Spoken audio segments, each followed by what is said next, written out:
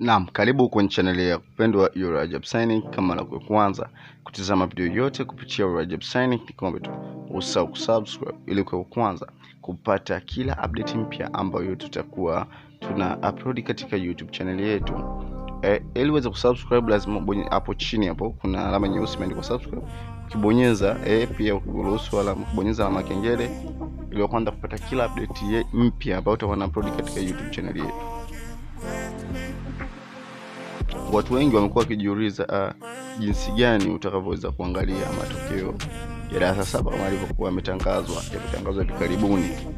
So hii video imebeba maelekezo yote ya jinsi ya kuangalia matokeo ya darasa la 7. Sisi tumeelewana, ya darasa la 7. So angalia video hii mwanzo mpaka mwisho.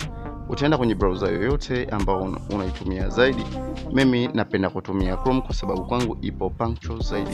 So nitabonyeza Chrome.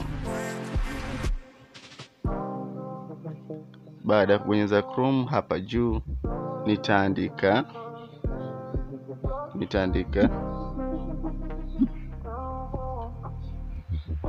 nectar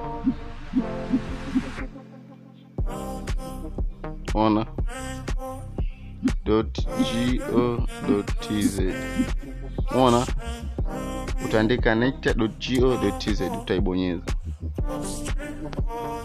Ukishaibonyeza itafunguka namna hiyo, sawa? Itafunguka. So utakuja hapa chini hapa ulipoingia. Kwanza baada ya kuingia tu wameandika result PSLE. On PSLE ndio primary school wa wanafunzi wa primary ambao ni darasa la 7. So mfano hapa ameandika 2024. Hapa chini kuna rank 1, si ndio? Huko chini 2023 rank 1, si ndio? Utabonyeza hapo kwenye rank result link na bonyeza. Ukishabonyeza itatokea hivyo kama hivyo. Umeona?